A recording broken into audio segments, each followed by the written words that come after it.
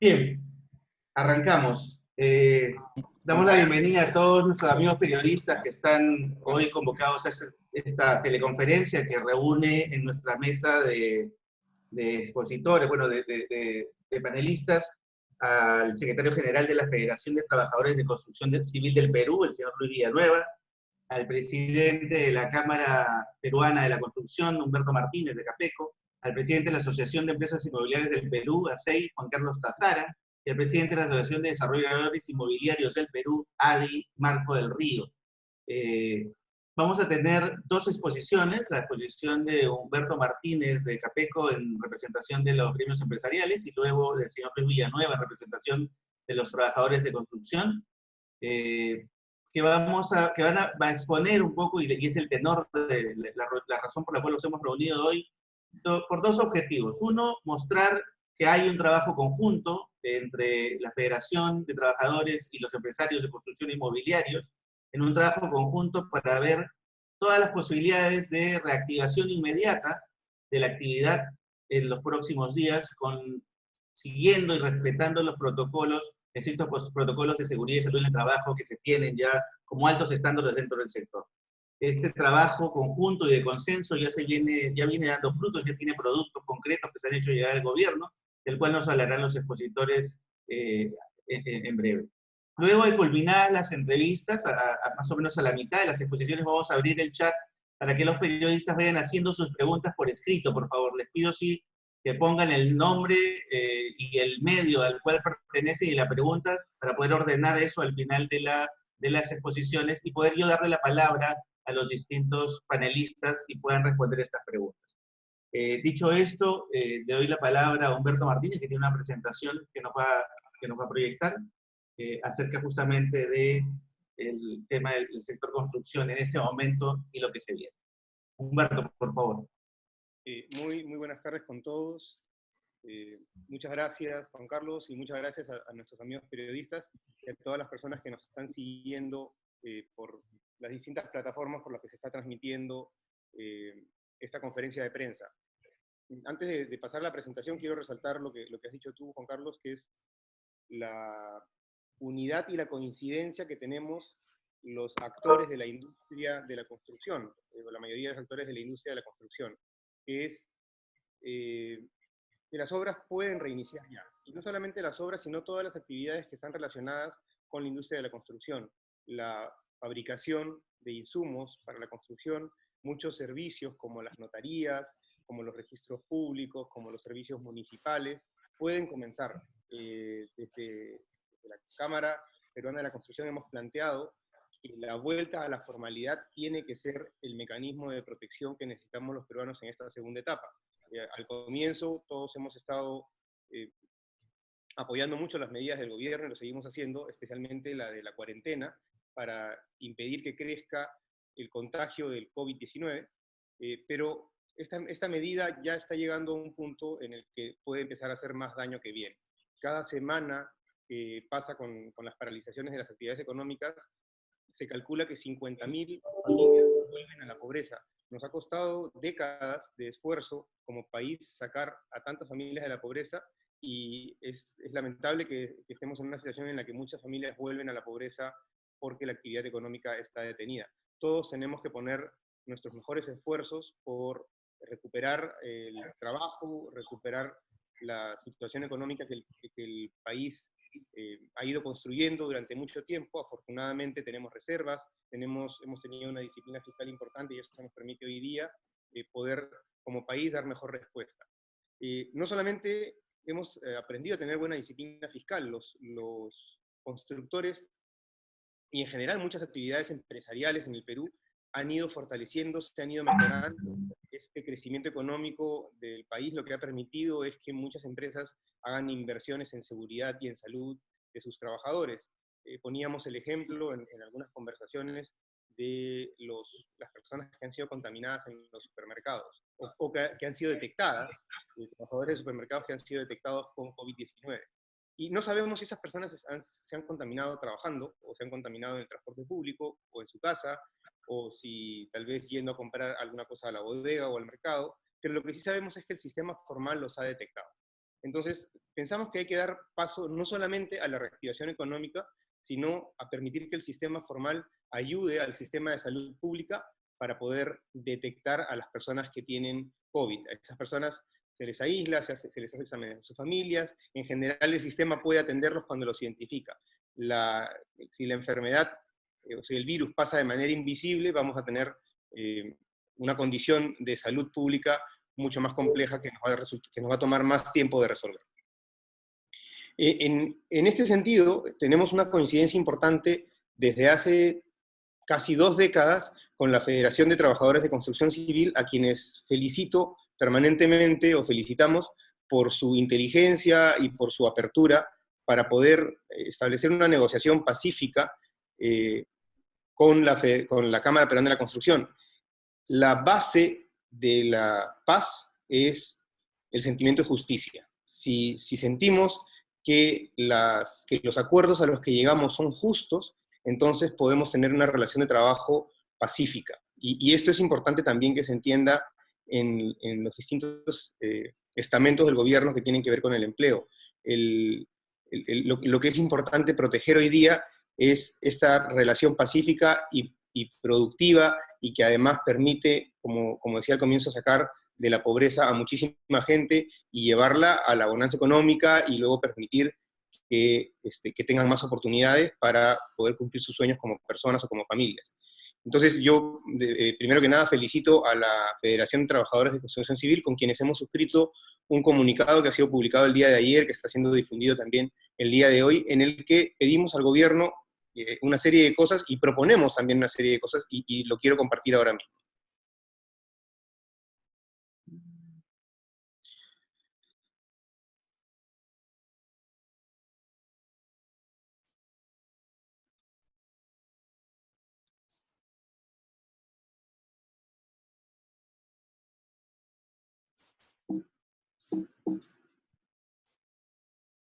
Y a eso le llamamos: queremos seguir construyendo el Perú, que este es el lema que hemos venido repitiendo desde hace varios meses, incluso antes de la paralización. Este es el comunicado al que ustedes van a tener acceso, pero que, en resumen, lo que plantea es que primero se apoya a las medidas del gobierno por auxiliar a las familias que hoy día no tienen ingresos. Dentro de esas hay muchísimas familias de construcción civil, porque el régimen laboral de construcción civil es un régimen eventual, y al no haber trabajo no están recibiendo ingresos. Muchas empresas han hecho todo lo posible por seguirles pagando algunas semanas, por auxiliarlos, por darles adelanto, por darles licencias, en general por pagar sus vacaciones, pero las empresas tampoco han tenido trabajo, las constructoras no han podido valorizar trabajos que no han realizado, y también se han quedado sin recursos. En ese sentido, lo que hemos pedido también al gobierno y hemos propuesto es que se utilicen recursos que hoy día la industria de la construcción tiene. Perdón, creo que hay un micrófono encendido. Ya le compré. ¿Sí? Disculpe la interrupción, hay un micrófono encendido.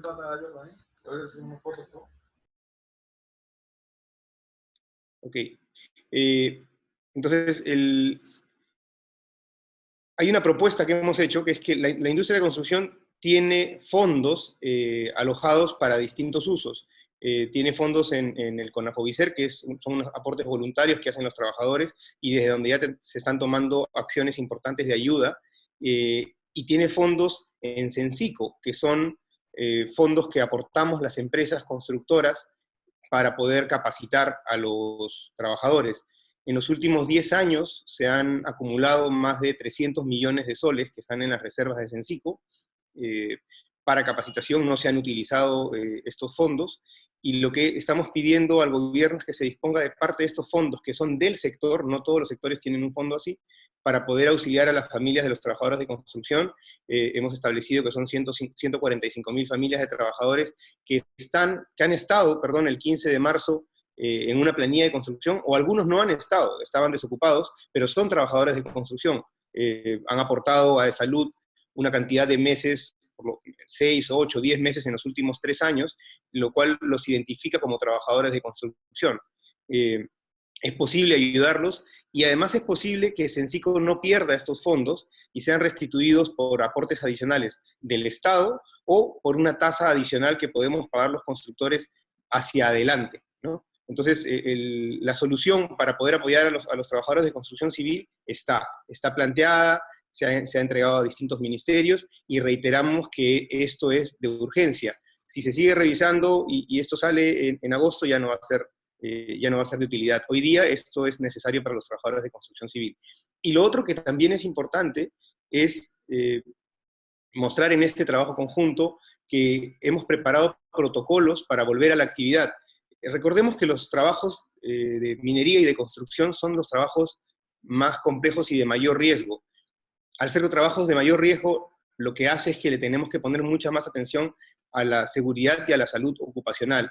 Entonces, nuestra industria es una de las industrias que está más acostumbrada a hacer exámenes médicos. Los trabajadores de construcción, por su propia característica de eventualidad, son sometidos a 2 o 3 exámenes médicos por año. Las empresas constructoras convivimos permanentemente con los exámenes médicos. Entonces, no hay ninguna complejidad para nosotros como industria el adoptar exámenes médicos adicionales para detectar a los trabajadores que tengan factores de riesgo, o incluso para aislar a los trabajadores que puedan tener COVID.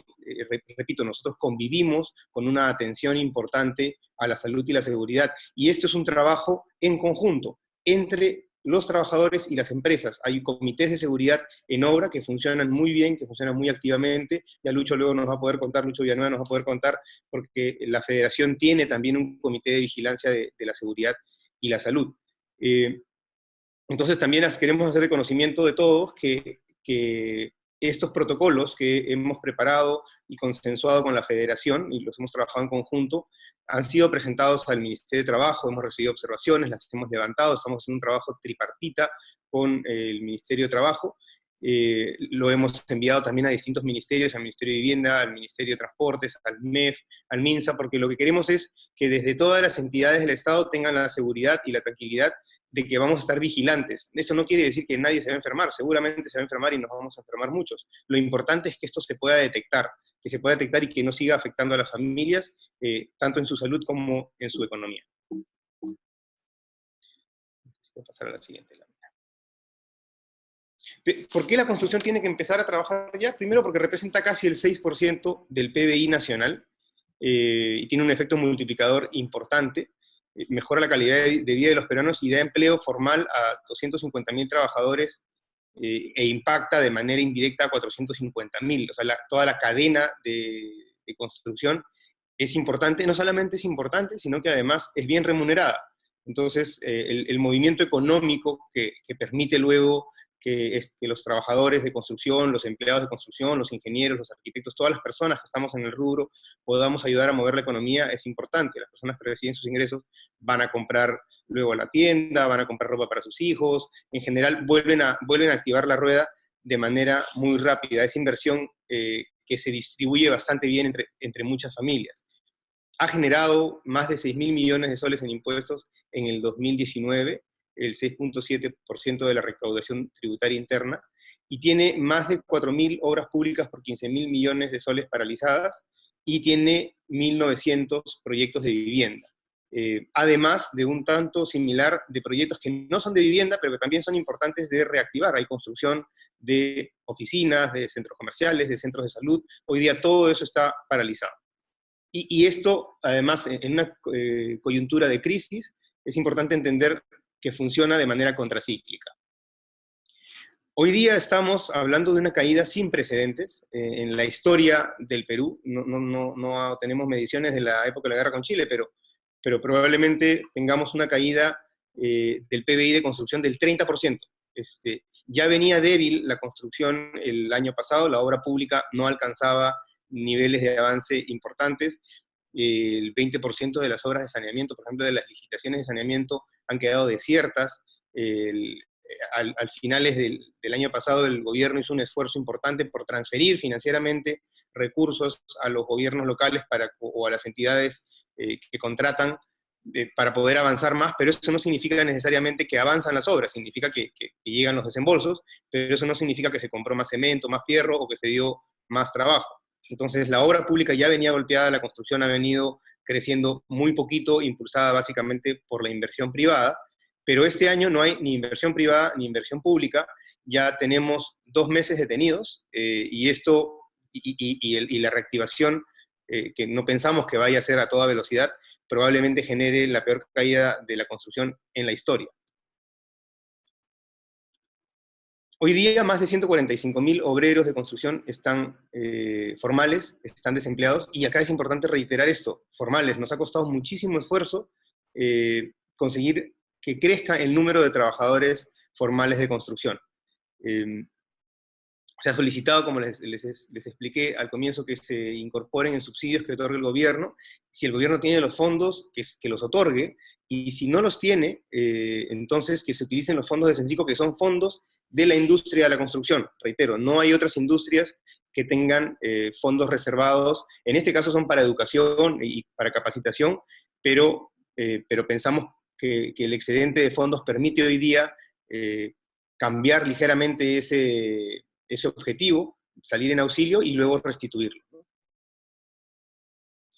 Hemos propuesto un decreto de urgencia para eso, para que se puedan generar estos fondos y otorgar, y es cuestión de verdad de que simplemente el gobierno los apruebe y esos fondos van a poder ir hacia los trabajadores de inmediato. Los trabajadores, además, por ser formales, están identificados a través porque han estado en planilla de salud. Es muy fácil, a diferencia de los problemas que está teniendo el gobierno hoy día, para poder identificar a la gente pobre o independiente a la que le tiene que hacer llegar los bonos. En este caso es muy fácil, los trabajadores de construcción además cuentan con cuentas bancarias, no es ni siquiera necesario pedirles que se acerquen al banco a retirar el dinero, porque tienen o sea, el sistema formal los ha puesto además en un sistema formal de cobro organizado. Ya los trabajadores no reciben un sobre con dinero, reciben su abono en su cuenta. Entonces incluso este subsidio podría llegar de manera muy rápida directamente a sus cuentas bancarias. Ahora, la construcción otra vez puede comenzar a trabajar ya. Tenemos, como les decía en la explicación del comunicado, normas muy rigurosas, y no es ningún problema incorporar normas adicionales que además se están incorporando en otros lugares del mundo. Hay países como por ejemplo Chile, donde la construcción no ha parado, y les ha funcionado bien porque lo que les ha permitido es detectar a las personas enfermas con COVID y apartarlas. En Colombia, esta semana han reiniciado las obras de construcción, así como también se ha hecho en España. En Uruguay también se han iniciado ya las obras de construcción, adoptando políticas y protocolos para, otra vez, disminuir la propagación del virus. El virus se va a propagar y la gente se va a enfermar. Lo que se busca es que se disminuya para que no se quiebre el sistema sanitario nacional. Ahora, lo otro que también es importante aquí indicar es que el Sistema Nacional de Fiscalización, que es la SUNAFIL, y las municipalidades, Indecopi, Indesi y otros, en los últimos años también se han fortalecido de manera importante. Hace unos meses discutíamos sobre los índices de accidentabilidad en el Perú, y SUNAFIL mostraba que el incremento de los registros era enorme, y lo que mostraba con eso era el incremento de su trabajo. Las tasas de accidentes en el Perú consideramos que han disminuido, pero el registro ha aumentado porque ahora sí se registran, ahora tenemos información. Entonces, SUNAFIL ha crecido mucho, y esto hoy día va a servir para poder hacer la fiscalización laboral y además garantizar con ello que la industria de la construcción va a poder cumplir con los protocolos que hemos propuesto nosotros y que finalmente apruebe el gobierno o disponga el gobierno. Y además también son supervisadas por compañías de seguros, por los bancos, por supervisores privados, por las organizaciones sindicales, por los comités de seguridad y salud en el trabajo. Entonces, tenemos muchos ojos encima. Enhorabuena, porque como les digo, nuestra actividad es, al igual que la actividad minera, es una actividad de riesgo, y al igual que la actividad minera tiene altos estándares de seguridad. Entonces, por eso proponemos una reanudación inmediata de todas las obras de construcción que pueda cumplir con los protocolos. Obras mineras, que están aisladas y pueden cumplir con facilidad con el aislamiento social, con las obras de infraestructura nacional, que muchas están al interior del país, lejos de las grandes ciudades, y también se pueden establecer rápidamente los protocolos para disminuir los contagios, y también las obras dentro de la ciudad, no solamente por la reactivación económica y por la posibilidad que tenemos de cumplir los protocolos, sino porque además eso va a ayudar a identificar a las personas que eventualmente se van a ir contagiando en la vida cotidiana.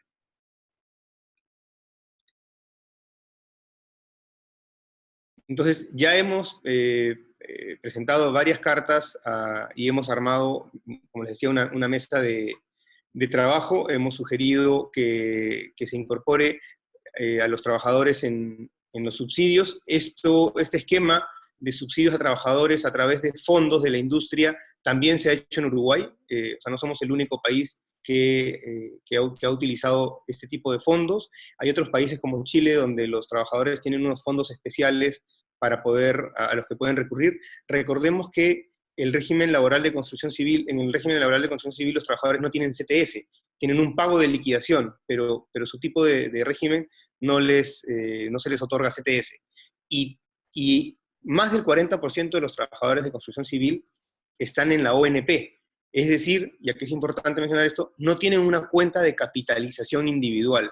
En las AFPs, por más que hayan caído los valores, cada uno tiene su propia cuenta de capitalización individual, lo que ha permitido que el gobierno disponga que los trabajadores hagan un retiro parcial de esos fondos. Los trabajadores de construcción civil, que más del 40% están en ONP, no pueden disponer de fondos de la ONP porque la ONP tiene una gran bolsa, no tiene cuentas de capitalización individual. Entonces, al no tener CTS, al no tener trabajo, al no tener AFP, tenemos decenas de miles de familias que hoy día no tienen ingresos y que necesitan, uno, volver a trabajar y están dispuestos a volver a trabajar, y las empresas tienen la mejor de las voluntades y la mejor de las capacidades para poder protegerlos y cumplir con los protocolos. Y lo segundo es que hoy día no están teniendo ingresos los trabajadores de construcción.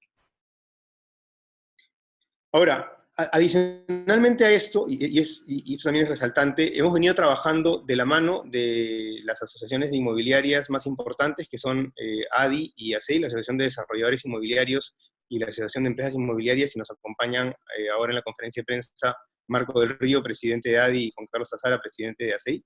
Hemos venido trabajando en conjunto, de manera muy coordinada, sin descanso, para poder hacerle propuestas al gobierno para poder ayudar a las familias a comprar vivienda, no solamente para reactivar la industria, sino para reactivar el círculo virtuoso de que la gente pueda vivir en un buen lugar, ¿no? En una vivienda adecuada. Hoy día se habla mucho de que la gente se quede en casa, pero mucha gente no tiene casa. Más de 800.000 personas, solo en la ciudad de Lima, no tienen agua, lo cual nos ha obligado como industria, por ejemplo, a salir en su auxilio. Sedapal ha ido a entregar agua a muchos barrios populares, tanto los gremios inmobiliarios como Capeco nos hemos juntado para poder también llevar agua a más de 15.000 familias en los barrios populares de la ciudad de Lima, en barrios marginales de la ciudad de Lima. Y esto es porque este modelo de hacer ciudad a través de la invasión y luego la provisión de servicios no solamente es económicamente inviable. La semana pasada en una presentación de Sedapal, el presidente de Sedapal nos mostró que algunas conexiones de agua en los puntos más lejanos de la ciudad están costando 100.000 soles por punto. Esto es mucho más caro que entregar una vivienda completa.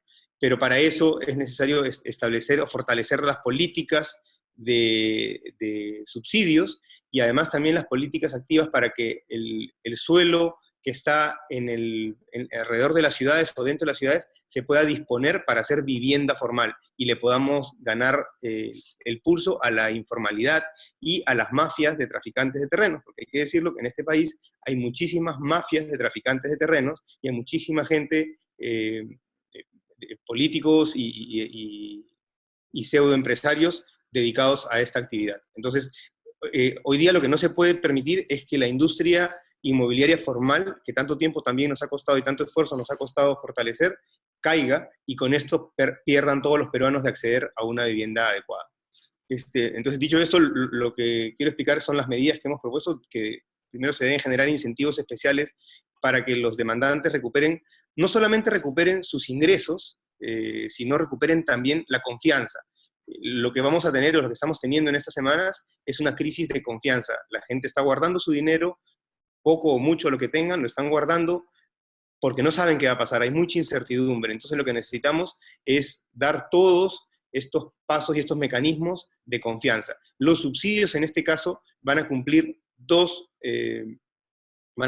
tareas. La primera tarea es ayudar a las familias que han perdido el empleo, o donde uno de los miembros ha perdido el empleo, o que han visto reducidos sus ingresos, porque muchas familias han visto reducidos sus ingresos en estos días, y probablemente esa situación no se recupere hasta dentro de 1 o 2 años. Las familias que han reducido sus ingresos se tienen que ver restituidas con un bono para la compra de su vivienda, para la compra de su cuota inicial. Sin duda, las empresas inmobiliarias van a tener que hacer también esfuerzos, y van a tener que hacer promociones, descuentos, ajustarse a esta nueva realidad, pero eso no es suficiente si no hay un generador, una ayuda a las familias, y aquí viene el segundo rol, que es el más importante de los subsidios en esta época. Por eso hemos propuesto incluso un incremento temporal de los subsidios, es que los subsidios son generadores de confianza. La gente, como nos decía hoy día el viceministro de Vivienda, David Ramos, tiene que sentir que en estos meses es la gran oportunidad para comprarse una vivienda, porque estos subsidios van a ser temporales, porque estos descuentos que van a obtener van a ser temporales. Además es necesario asegurar que los recursos sean continuos para el desembolso de los subsidios y no se estén agotando por lo menos por los próximos 2 años. Este año, el diciembre del 2019, se cambiaron, ya estaba avisado esto, los requisitos para los bonos de vivienda verde, que fueron un programa muy exitoso, que logró incrementar de manera importante las colocaciones del crédito Mi Vivienda. También hemos pedido que estos nuevos requisitos se posterguen por lo menos 1 año, para permitir que nuevos proyectos, o que proyectos que estaban calificados con Mi Vivienda Verde puedan seguir ingresando al mercado con condiciones muy favorables para los compradores. Ahora, como les decía, hemos propuesto un incremento en los subsidios, porque esto tiene un beneficio importante para todas las familias y en general para la economía. Se espera alcanzar el 85% de las viviendas promovidas el año pasado. O sea, no pensamos que vamos a llegar al 100%, menos aún si hemos dejado de trabajar 2 meses, pero se puede llegar al 85% incrementando en una UIT el subsidio de techo propio. Ya el gobierno ha modificado las reglas de techo propio, permitiendo que no tengan que pagar cuota inicial, pero incrementando el subsidio de techo propio en una UIT se puede beneficiar a muchas familias y alcanzar, como les decía, por lo menos el 85% de lo logrado del año pasado, que fue un año récord en el que se alcanzaron alrededor de 12.000 viviendas de techo propio nuevas, además de las viviendas de construcción en sitio propio. Y se ha propuesto en general duplicar el promedio del valor del bono del buen pagador, que es el que les decía, que es el subsidio a la cuota inicial que tienen las familias de clase media y media baja en el Perú, que están muy afectadas. Recuerden que el sector formal, que es lo que le está pasando a los trabajadores de construcción civil hoy día, está muy afectado porque no cae dentro de las ayudas del gobierno. Y sin embargo, la situación económica les afecta mucho. Muchos son independientes, tienen negocios propios, muchos tienen remuneración variable porque trabajan en ventas y están viendo muy afectada su economía. Esta es la propuesta del impacto y del incremento de los subsidios. Hoy día hay estos 5 rangos de subsidios, y nosotros hemos propuesto que se fortalezcan estos rangos, incrementando los subsidios. Hoy día se gastan alrededor de 150 millones de soles en subsidios, o se invierten, vamos a decirlo con más claridad, se invierten alrededor de 150 millones de soles en subsidios. Hemos pedido que se incremente estos montos hasta 268, o una cifra similar, y en el rango más alto hemos propuesto que los subsidios representen el 3% de las ventas. O sea, es una pequeña ayuda, pero es un disparador, y en los rangos más bajos hemos pedido que representen el 34% de las ventas, que se ayude mucho más, esto es progresivo, que se ayude mucho más a las familias que menos recursos tienen. Entonces, aquí abajo es una ayuda económica y de confianza, y acá arriba es básicamente un disparador, es una ayuda para poder recuperar la confianza en una industria que, recuerden, ha demostrado ser no solamente exitosa, ayudar a construir mejor las ciudades del Perú y ha ayudado a que las familias construyan un récord crediticio, algo que a principios de los 2000 era impensable. El sistema bancario no pensaba que el Perú pudiese tener una clase media con récord crediticio y con tasas muy bajas de morosidad. Pues eso hemos logrado como nación, hemos logrado formar una clase media que es propietaria, que es capaz de sacar una tarjeta de crédito, que es capaz de sacar con crédito un auto, que es capaz de comprarse una casa, de venderla, de mudarse a una más grande, como decía al comienzo de esta presentación, que es capaz de cumplir sus sueños. Esos sueños no se le pueden dejar caer a las personas. Y hemos planteado otros incentivos para la vivienda social, como reducir la cuota inicial al 5%, no solamente mediante el mayor uso del subsidio del bono del buen pagador, sino también aquí invocamos al sistema bancario a que confíe en estas familias que han demostrado en 2 décadas que no van a dejar caer su crédito por nada. Como les digo, las tasas de morosidad son bajísimas, son de las más bajas de la región. Que se cree un seguro de desempleo para quienes toman créditos hipotecarios de Mi Vivienda hasta el 31 de diciembre, y que aumentando la cobertura del riesgo crediticio que tiene el Fondo Mi Vivienda a los bancos. Recuerden que una de las bondades de los créditos Mi Vivienda es que el gobierno acompaña a las familias garantizando parte de su crédito a los bancos con una cobertura de riesgo crediticio. Entonces se ha pedido que al comienzo la cobertura de riesgo crediticio aumente al 100%.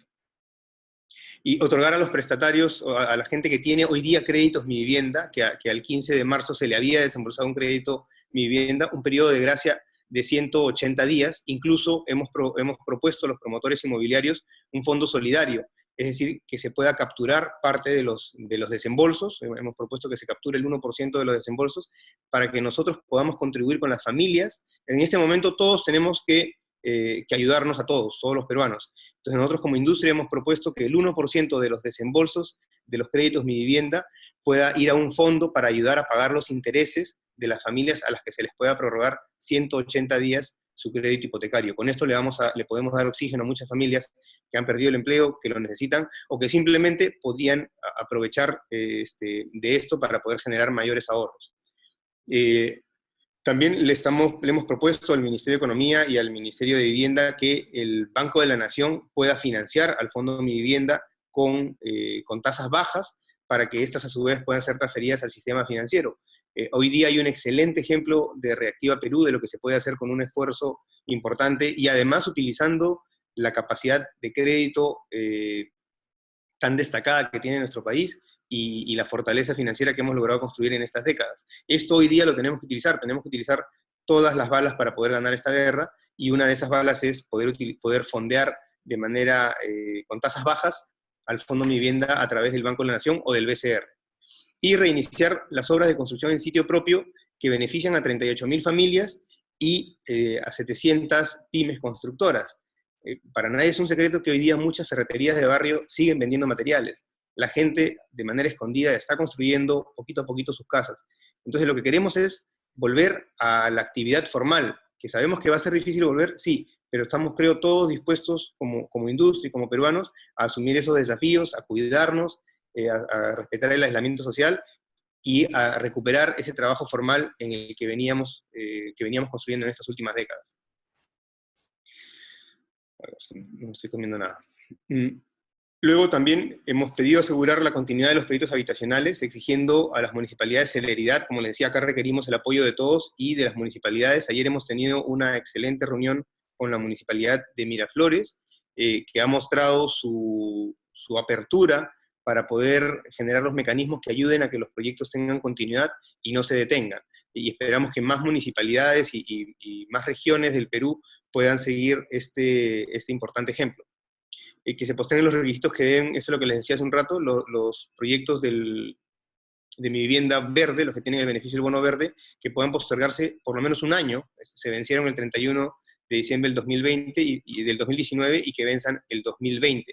Esto que ha permitido Bono Verde es transferirle a los bancos tasas muy bajas, con las garantías además del Fondo Mi Vivienda. Se transfiere dinero muy barato a los bancos, que permite que los bancos den créditos hipotecarios a la vez muy baratos. ¿Y cuál es el requisito? Que el proyecto inmobiliario tenga una condición de sostenibilidad. Y ahora nos damos cuenta de la importancia de tener proyectos sostenibles.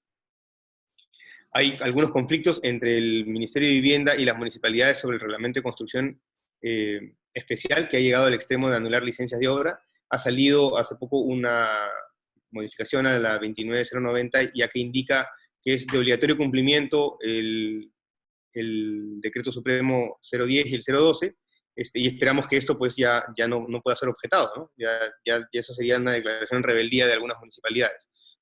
La verdad esperamos que en estas circunstancias no suceda. También que se facilite el otorgamiento de factibilidades de agua y desagüe. En Lima hay más de 51 proyectos detenidos y el valor inmobiliario que está detenido ahí es de más de $1.000 millones. Esto no es difícil, requiere bastante voluntad y de coordinación. Lo otro que es importante, y esto es para todo el país en general, no solamente para la industria de la construcción, pero es importante para la industria de la construcción, es que se permita la atención de las notarías con las restricciones que sean necesarias y que se abran los registros públicos. Hoy día se necesitan camiones para transportar los alimentos y los camiones nuevos no se pueden inscribir en registros públicos, se necesita inscribir las compraventas de las viviendas. Ahora que se abra, que se levante la cuarentena, va a ser necesario, o así se levante parcialmente, va a ser necesario que muchas familias reciban sus viviendas que estaban listas para ser entregadas, y se necesitan que las notarías abran para que estos trámites se puedan concluir. Hay que facilitar la apertura de las salas de venta inmobiliarias. En la industria inmobiliaria estamos preparando los protocolos para las salas de venta. De nada va a servir que la gente tenga el subsidio si no puede visitar el sitio donde quiere comprar su casa. Esto no es como comprar una aspiradora por internet. La gente quiere ir a ver el lugar donde va a construir su casa, donde va a comprar su casa, y la que además le va a originar una deuda de 20 años. Nadie va a tomar una deuda de 20 años por algo que no conoce. Y además facilitar los trámites de presentación digital de proyectos en las municipalidades y con los revisores urbanos. Asimismo, para las obras públicas, también hemos generado una serie de medidas y de propuestas. Hay deudas importantes que se tienen a las empresas constructoras de obra pública por laudos arbitrales o por juicios, o laudos arbitrales incluso que han sido confirmados en el Poder Judicial, pero que hasta la fecha no son pagados. O sea, el Estado tiene ya la obligación de pagar, ya no puede hacer nada, ya no lo puede objetar, y simplemente no se pagan. Y lo que hemos pedido al gobierno es que diseñe un cronograma de pago para los siguientes 5 o 6 meses, para que eso le inyecte liquidez a las empresas constructoras. Muchas empresas constructoras de infraestructura además tienen inversiones inmobiliarias o inversiones de otro tipo. Esa liquidez tiene que ir a las empresas constructoras para que sea destinada a la misma empresa constructora o a las otras empresas de actividades conexas. Hay que permitir la devolución de cartas fianza que están retenidas a terceros por arbitrajes entre contratistas y el Estado, y que no tiene ningún sentido que estén retenidas, y eso está agregando costos financieros en estos momentos de manera innecesaria. Y también antes se permitía que las obras públicas tuviesen mayores montos de adelantos en efectivo y adelantos de materiales, y estos se han reducido de manera importante. Hoy día que el sistema necesita confianza, y liquidez, se necesita liquidez. Lo que hemos pedido es que el otorgamiento de adelanto en efectivo y de materiales de obras se incremente hasta el 20%. Otra vez, si las empresas, no importa el rubro, tienen poca liquidez, no van a permitir que la economía gire, van a guardar esa liquidez. Es necesario inyectarle liquidez, y esto además no es dinero regalado. El 20% de adelanto en efectivo y de materiales de obra son afianzados con carta fianza, y es dinero que luego es valorizado. Ese dinero de inmediato va a entrar a la economía para la compra de materiales, para los adelantos a subcontratistas, a proveedores en general. Entonces, este dinero, si entra a la economía, va a girar de inmediato. Lo otro es que también queremos que se permita el aumentar a 15 años el periodo para acreditar experiencia en obras generales o similares, que hoy día es de 10 años, y evitar que los contratistas de obras públicas sean sancionados por algo que es obvio. Esta paralización que ya lleva casi 2 meses, no puede generar una sanción por retraso, no puede ser una causal de retraso de una obra. Ahora, también hemos pedido que se permita que en las licitaciones de obras de saneamiento puedan acreditar los ejecutores privados de este tipo de obras, puedan acreditar su experiencia cuando han hecho obras de habilitación urbana. Hacer una obra de habilitación urbana implica hacer pistas, veredas, agua, desagüe, estaciones de bombeo, de desagüe, millones de cosas que también son requeridas para las obras de saneamiento. Entonces, siendo una obra de habilitación urbana una obra de saneamiento y más, pensamos que se puede incorporar, que se debe admitir esto como experiencia dentro de los requisitos que se piden en las licitaciones de obras públicas. Y luego, implementar a través de COFIDE, que esto lo hemos venido persiguiendo desde hace varios años ya en la Cámara, es que a través de COFIDE se puedan generar mecanismos de fideicomiso para la gestión de todas las obras públicas y no solamente el adelanto. Esto lo que va a permitir es facilitar, garantizar que las obras públicas se ejecutan y que no caen dentro del riesgo del constructor, y al constructor también le va a dar la tranquilidad de que el dinero está entregado ahí, no es necesario ni siquiera una carta fianza, no son necesarias garantías adicionales. Esas son las contrataciones que tiene hoy día el gobierno, el gobierno en general, el gobierno nacional, los gobiernos regionales y los gobiernos locales, y como les explicaba, el año pasado ha sido un año en el que no ha podido crecer la construcción, y el año anterior tampoco, porque los gobiernos locales no tenían todavía capacidad de gasto, porque recién se han estado instalando. Entonces, como conclusión, la construcción en el Perú tiene que reanudarse ya, puede reanudarse y cuenta hoy día con la voluntad de todos los actores de la industria. Muchas gracias, y yo le quiero dar el pase disculpen la extensión de esta presentación, le quiero dar el pase a Luis Villanueva, el secretario general de la Federación de Trabajadores de Construcción Civil.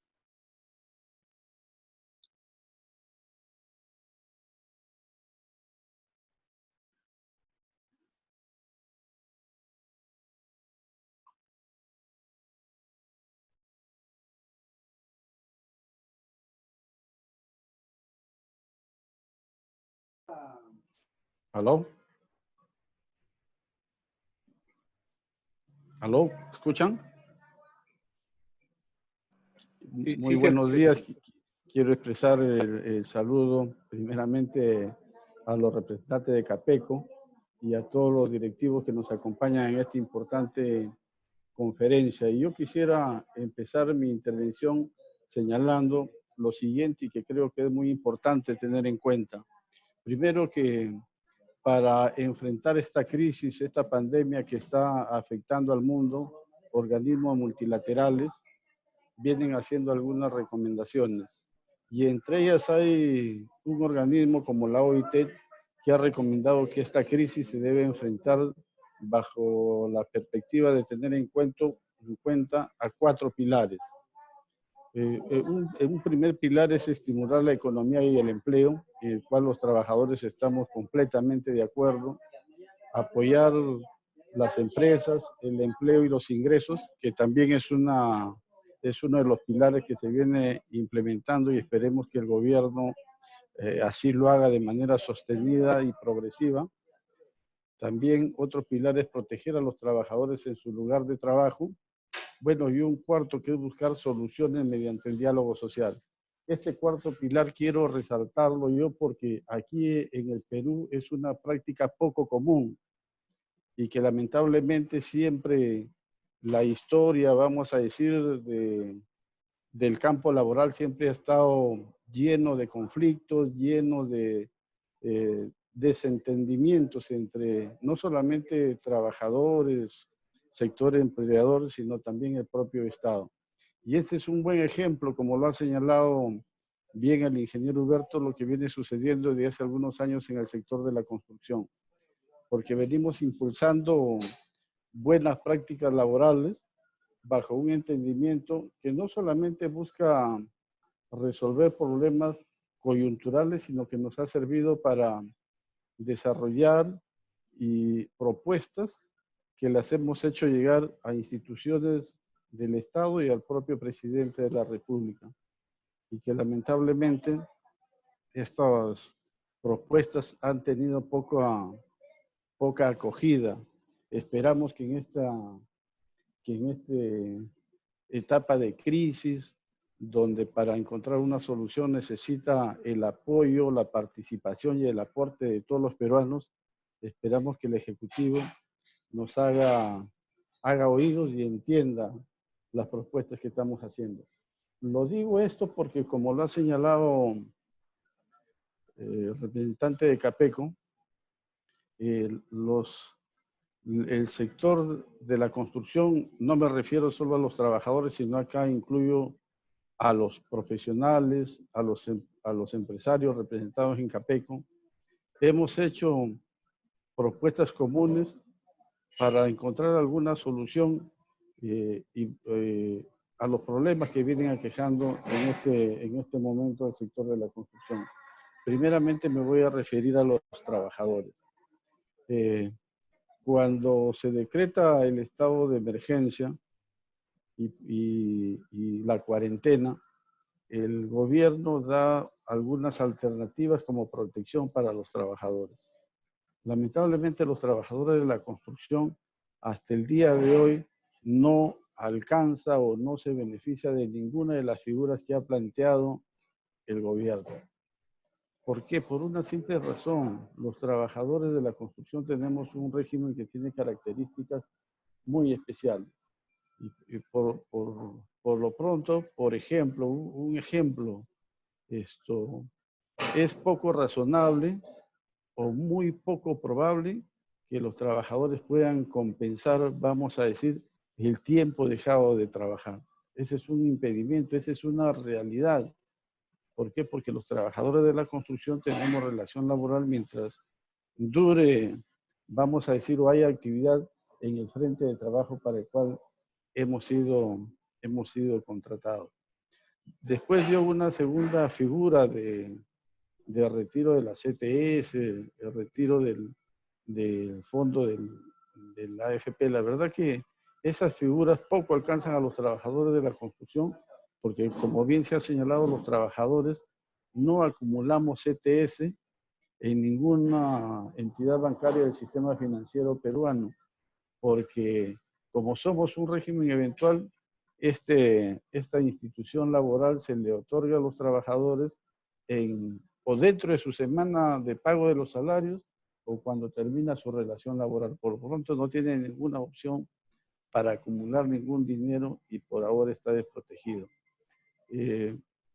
Como trabajadores independientes tampoco han podido ser cubiertos porque, como ya lo hemos señalado, el trabajador de la construcción está registrado o aparece en planillas de obra, ya sea 3 o 4 meses al año, y por el solo hecho de aparecer en una planilla como trabajador dependiente ya no le da opción a estar protegido por esta figura del apoyo social económico que se ha establecido para los trabajadores independientes.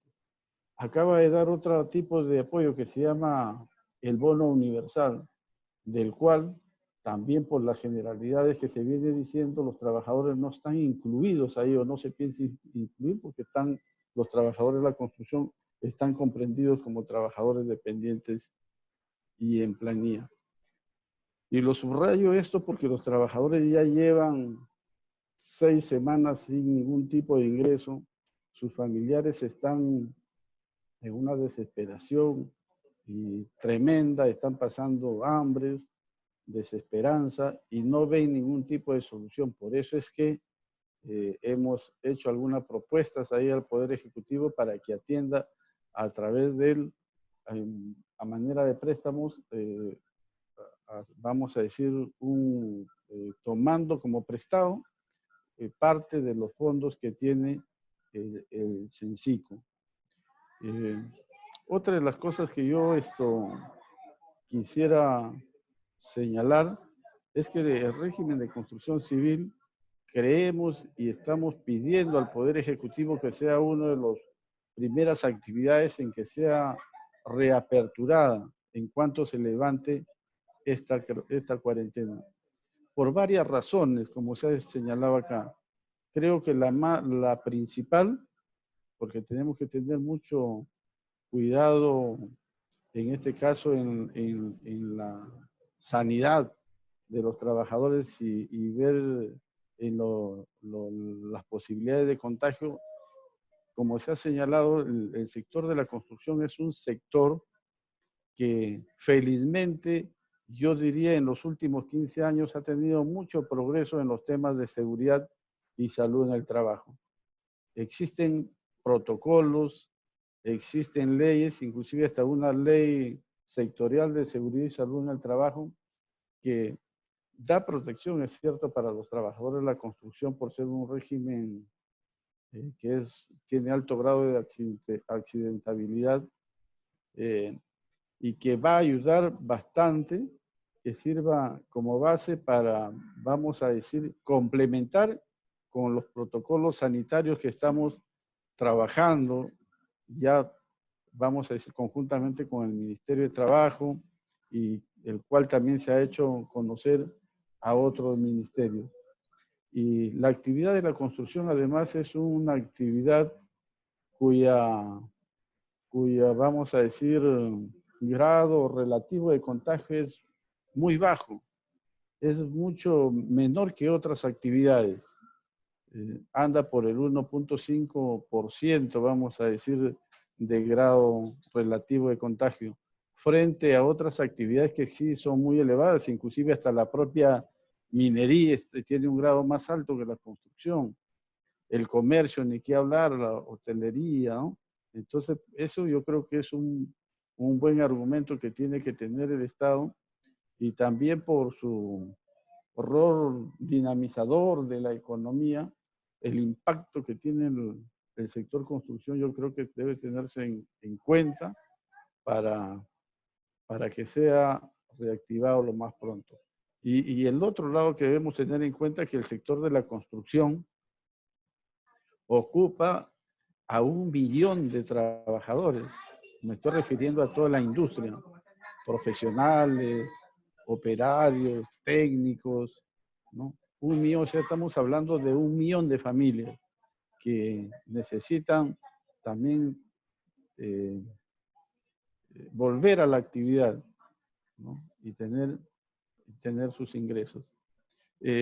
Otra de las cosas que es bueno resaltar es que en esta fiscalización, vamos a decir, de la seguridad y salud de los trabajadores, es cierto que SUNAFIL, ahora las municipalidades, el INDECI, el INDECOPI, hasta los propios seguros hacen un seguimiento, una fiscalización de la seguridad, pero también los propios trabajadores participamos en la fiscalización de la seguridad y salud en obras a través de un comité de seguridad y salud. Y ahora lo vamos a hacer con mucho más compromiso, eso es lo que nos estamos comprometiendo, porque se trata de que, vamos a decir, asumir nuevas conductas, asumir nuevos cambios, porque el Perú y el mundo no será lo mismo antes de este COVID-19, ¿no? Ya no vamos a volver a hacer lo mismo, será un mundo diferente y necesitamos estar, vamos a decir, con mente abierta y dispuestos a asumir estos retos, a asumir cambios.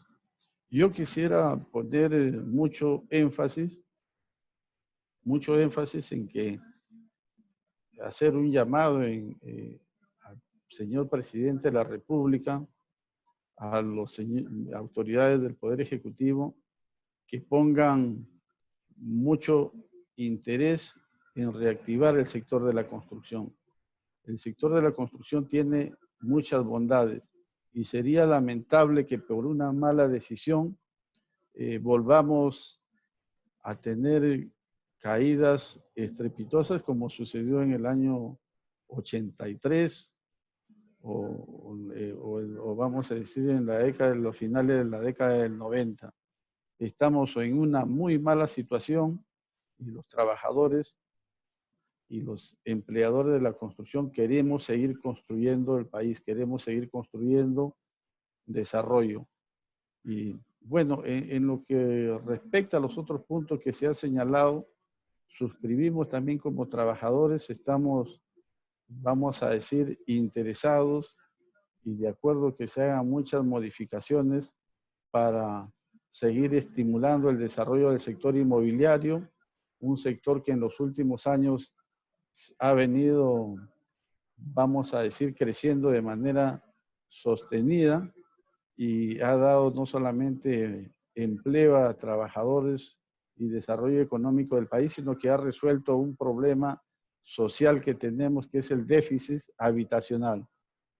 Hay miles de familias que no tienen vivienda y que debemos hacer políticas de este tipo para que vayan resolviendo problemas estructurales del país.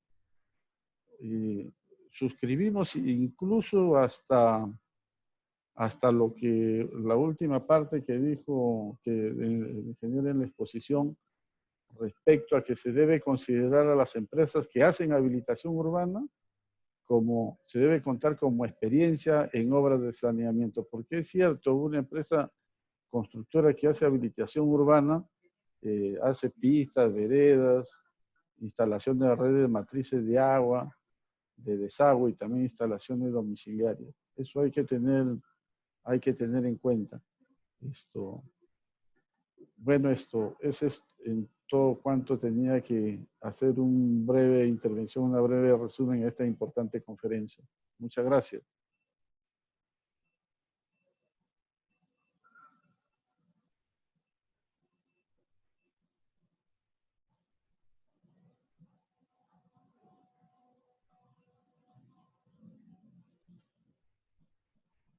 Hola, muchas gracias, don Luis Villanueva, por las palabras y a Humberto por la exposición. Y entonces pasaremos a la parte de preguntas. Por favor, el chat está abierto para todos los periodistas. Van a ser, necesito que pongan sus preguntas en el chat para poder moderar y indicar a qué expositor y a qué panelista quieren que lo responda. La primera pregunta va dirigida para Humberto Martínez, de Víctor Lozano, del diario El Peruano. ¿Cuántos trabajadores de la construcción civil son formales y a cuánto ascienden los fondos de Censico? Humberto, por favor. Y después podemos completar desde el lado o Marcos, Juan Carlos, que también pueden completar al respecto. Audio. Jesús, audio, por favor.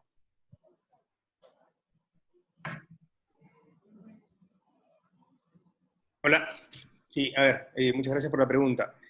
En la planilla del sector construcción, y esto es bien complejo, en la planilla del sector construcción habían 189.000 trabajadores a comienzos de año. De los 189.000 trabajadores, no todos los trabajadores son obreros de construcción. Esto se puede medir un poco mejor con la planilla de salud y con los aportes a Conafobicer. Se calcula que aproximadamente 135.000 a 140.000 obreros de construcción son formales. Como bien dijo el doctor Luis Villanueva, hay cerca de 1 millón de personas que trabajan en construcción, y quiero descomponer este número, ¿no? De los 180 y tantos mil trabajadores que estaban en la planilla de construcción, alrededor de 140.000 eran obreros y cerca de 50.000 son empleados. Recuerden que en una obra hay almacenero, hay maestro de obra, hay ingenieros, y además en el sector construcción también trabajan, en las empresas constructoras trabajan arquitectos, administradores, contadores. Entonces mucha gente está en el sector construcción, pero no todos son obreros.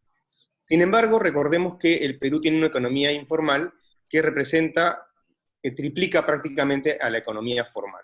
Entonces, hay entre obreros de construcción civil, entre 450 y 500.000 obreros. Hay muchos obreros que algunos meses del año están en una planilla de construcción porque tienen la suerte de trabajar en una empresa formal, y los otros meses que no encuentran trabajo, probablemente trabajen en una empresa informal, trabajen en la construcción de una vivienda unifamiliar en algún barrio de alguna de las grandes ciudades del Perú. Y los otros obreros que también son contratados de manera irregular, para no decir informal, son muchos obreros de obras municipales. Muchas municipalidades contratan obreros de construcción civil para trabajos que son evidentemente de construcción civil, como para ampliar locales, para hacer obras de pistas, veredas, desagües, etc., y no están incorporados en la planilla de construcción civil, están incorporados a veces con sueldo mínimo como empleados de servicios. Entonces, obreros de construcción civil formales habían, a comienzos de año, cuando se dio la cuarentena, alrededor de 130 a 140.000. Informales deben haber más o menos unos 300.000. Pero la industria de la construcción representa 1 millón de personas porque tenemos que agregar a todo esto todos los proveedores de bienes y servicios, los fabricantes de materiales, los que manejan los camiones, los proveedores de pisos, los proveedores de ventanas. Hay toda una industria alrededor del sector construcción, y esto es lo que representa el 1 millón de personas del que hablaba Lucho Villanueva. ¿A cuánto ascienden los fondos de Censico? No tengo el número exacto, pero las reservas de Censico superan los 300 millones de soles, y el gasto anual de Censico es de 80 millones de soles. Y estas reservas, ojo, Cencico tiene dos ingresos. Tiene unos ingresos por las capacitaciones que da, que cobran, tiene una muy buena escuela de capacitación, Cencico, hacen un excelente trabajo en eso, y esa escuela les genera ingresos. Pero los aportes de los constructores, que son el 2 por 1000 del valor de la obra, el 0.2%, han generado un fondo que no se ha utilizado. Esto no se va a resolver, no quiere decir que este fondo sí se vaya a utilizar este año, porque tiene todo un plan de gasto para poderse utilizar, y ha ascendido hoy día a más de 300 millones de soles. Y lo que estamos pidiendo es disponer de 111 millones de soles para poder ayudar a 145.000 trabajadores. ¿Cómo hemos determinado a qué trabajadores se puede ayudar? Es a alguien que es un obrero de construcción. ¿Y quién es un obrero de construcción? Alguien que en los últimos 36 meses, por lo menos, estuvo 6 meses en una planilla de una obra de construcción, y eso se puede revisar muy rápidamente en esa ruta. Gracias, Humberto. Hay una segunda pregunta también del peruano, de Sonia Domínguez, que va dirigida más, creo, para Marco o Juan Carlos, para el que quiera contestar. El presidente de Capeco dijo que hay 1.900 proyectos de vivienda paralizados. ¿Dónde están y a cuánto ascienden inversiones aproximadamente? Marco, Juan Carlos, ¿quieren contestar esta pregunta, por favor? Sus audios hay que activarlos. Marco. Bueno, Juan Carlos, sí, antes de contestar la pregunta, permíteme felicitar a Lucho y a Humberto primero por el buen resumen de todo el trabajo que hemos venido efectuando durante esta cuarentena y se ha llevado al ministerio, ¿no? Y qué gusto que el sindicato esté alineado con nosotros en todas estas medidas para poder trabajar juntos a partir del momento que nos permita.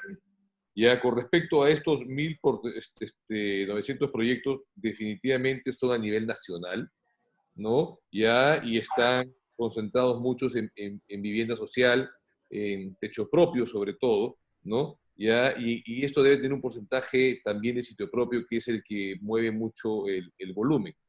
Ya, con cargo a poder dar los datos específicos, ¿no? Por favor, que te dejen las coordenadas de la periodista y se los damos con detalle. Gracias. Perfecto, gracias, Marco. Humberto, ¿querías completar alguna información? No, sí, es lo que dijo Marco. Esto es de alcance nacional. El valor de los proyectos inmobiliarios supera los 10.000 millones de soles. Solamente en proyectos inmobiliarios, adicionalmente, como dijo Marco, a esto hay que agregar lo que es construcción en sitio propio, que también está detenido. Y más o menos el 50% de los proyectos están ubicados en la ciudad de Lima, el 50% de las viviendas y el otro 50% en las regiones del Perú. El mayor valor económico de esto está en Lima, porque las viviendas en Lima, por ser la ciudad capital, la que tiene mayor movimiento, son un poco más caros. La mayoría de proyectos de desembolsos de techo propio se hacen fuera de Lima, se hacen en provincia. Hay una nueva pregunta para ti, Humberto, de la revista Costos, de Luis Ureta. Todos estamos de acuerdo en que es necesario reactivar la construcción lo antes posible, dice Luis. ¿Se está considerando la ampliación de horarios para las obras e incluir como laborable los días domingos, teniendo en cuenta que los productos para prevenir la propagación del COVID reducirán la productividad? ¿Cómo evitar que una obra vuelva a ser paralizada si se detecta un caso de COVID en uno de los trabajadores? ¿Cuál es el impacto actual en la cadena de pagos del sector? Son varias preguntas. Varias preguntas de turno. Me acuerdo de la primera, que es que las ampliaciones de horarios. Sí, hemos pedido que se amplíen los horarios por lo menos desde las 6 de la mañana hasta las 10 de la noche. Hay obras en el Perú que no interfieren con vías ni con viviendas y que se permiten ejecutar incluso a 3 turnos, en 24 horas. Pero en general, para todas las obras lo que pedimos es que se autorice trabajar desde las 6 de la mañana hasta las 10 de la noche por lo menos. Evidentemente, esto requiere una colaboración de todos los ciudadanos que vamos a tener una obra cerca, y también evidentemente esto requiere que se establezcan mecanismos para no perturbar tanto a los vecinos. Es decir, lo que pretendemos con que las obras tengan un horario más amplio es que, por ejemplo, se permita trabajar a 2 turnos, para permitir que más trabajadores tengan posibilidad de trabajar. Unos pueden trabajar de 6 de la mañana a 2 de la tarde y otros de 2 de la tarde a 10 de la noche. Porque va a caer el empleo, y esto es preocupante. No, tanto esfuerzo nos ha costado que no deberíamos permitir que caiga el empleo. Lo segundo es que también esto permite hacer ingresos en horarios diferentes. Hay gente que puede entrar a las 6 de la mañana, 6:30, 7. En algunos países, y eso también hemos propuesto al ministerio, se restringe el número de personas que entran por una puerta durante 1 hora. De modo que si uno tiene 300 trabajadores, pues hay que hacer 3 puertas para que vayan entrando a lo largo, por ejemplo, de 2 horas. Y las puertas tienen que tener una distancia para poder cumplir con esta medida de protección que es el distanciamiento social. Entonces sí, se ha considerado ampliaciones de horario, pero esta depende bastante de las municipalidades y aquí esperamos la colaboración de todos los gobiernos locales para que se pueda trabajar entre las 6 y 10 de la mañana. Evidentemente una demolición no se puede hacer a las 6 de la mañana, pero sí se pueden hacer trabajos que generan menos ruido, lo mismo que a partir de las 6 de la tarde. Hay muchísimos trabajos de acabados, hay trabajos de curado de concreto, hay trabajos de preparación de algunos sitios específicos que no representan mayor perturbación y que se pueden hacer en distintos horarios que no son hoy día los regulares. ¿Cuál era la otra pregunta? Te recuerdo las otras dos preguntas. La otra era, ¿cómo evitar que una obra vuelva a ser paralizada si se detecta un caso de COVID en uno de los trabajadores? ¿Y cuál es el impacto actual que es en la cadena de pagos del sector? Esas eran las otras dos preguntas. A ver, para la segunda pregunta voy a tener que hacer unos números. Para la primera, y la segunda pregunta la puedo responder después que haga los números, ¿ok? Para la primera, ¿cómo evitar que una obra vuelva a ser paralizada? Le va a pasar lo mismo que le pasa hoy día a los supermercados. Si se detecta que un trabajador tiene COVID, está trabajando en una obra, evidentemente la obra se tiene que parar, de todas maneras, y eso es lo que tenemos establecido en el protocolo. Hay que generar una desinfección de todo el lugar, hay que ver quiénes son los trabajadores que estaban trabajando cerca, o los compañeros de trabajo del trabajador al que se le detectó COVID, para poder hacer las pruebas o ponerlos en cuarentena, y luego del día de desinfección, lo que proponemos es que se vuelva a trabajar. Es exactamente igual como sucede hoy día en los supermercados cuando detectan que un trabajador de supermercado tiene COVID. Y la otra pregunta les pido que me den unos minutos para responderlo. A cargo de eso, seguimos con la siguiente, que es para Humberto también del comercio, de Paola Villar. Anunciamos que estamos trabajando un borrador de protocolo para las obras de edificación. ¿Qué consideraciones están incluyendo en este borrador? Por ejemplo, ¿con cuánto porcentaje de trabajadores se piensa volver a operar? Es la primera pregunta. Ya, a ver, lo que se está planteando en los protocolos son dos cosas. Primero, las medidas de aislamiento social, y lo segundo son las medidas de protección. Esa es la base de los protocolos, y es la base de los protocolos que hemos encontrado también en países donde ya están trabajando.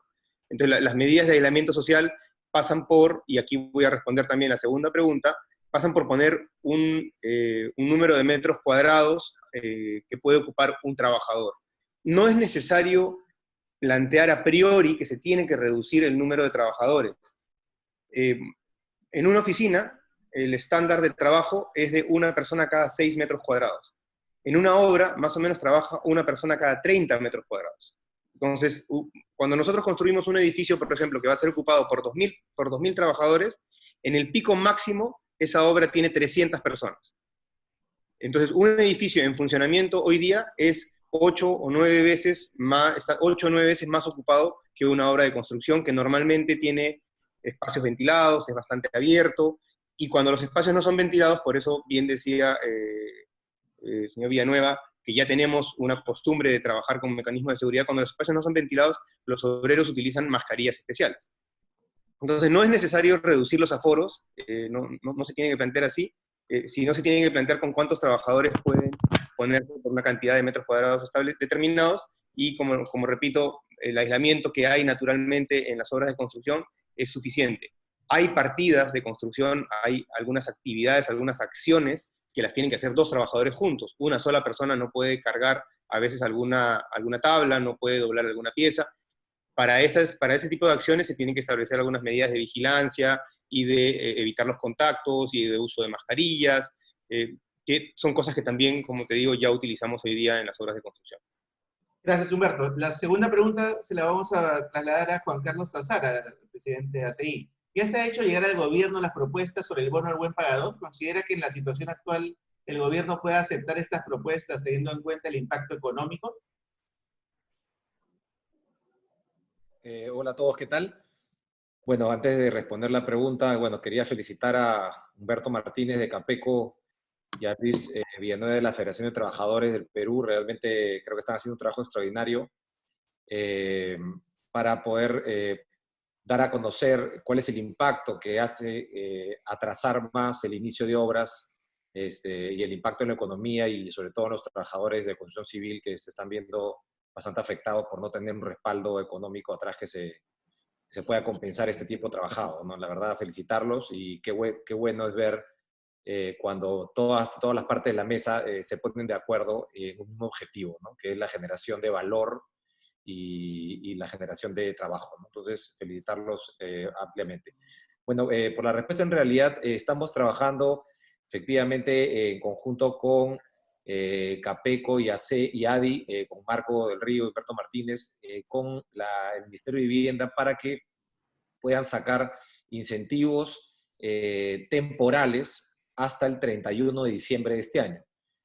Todavía no se definen exactamente cuáles son, se van a lanzar la próxima semana, pero van a hacer incentivos digamos, van a aumentar los bonos, ¿no? de mi vivienda y techo propio, y además también va a salir un incentivo de financiamiento a la cuota inicial, ¿no? Entonces, por consiguiente, la cuota inicial va a bajar. Están hablando de órdenes entre 2 y 3% de la cuota inicial, llegando a magnitudes de 7, 8% en lugar de 10% como estaba antes. Entonces, consideramos que va a ser una gran oportunidad para las personas que tengan la capacidad y la necesidad de comprar una vivienda, que es más de 350,000 familias que tienen la capacidad económica y la necesidad de tener una vivienda nueva, según los estudios de Capeco, para poder adquirir una vivienda en este escenario de oportunidad hasta el 31 de diciembre, que el Estado está haciendo un esfuerzo extraordinario para beneficiar a mayor cantidad de familias peruanas.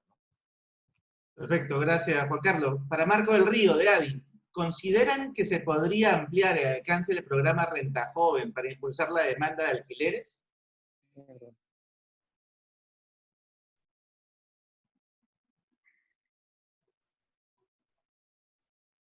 Marco, tu audio. Marco, tu audio.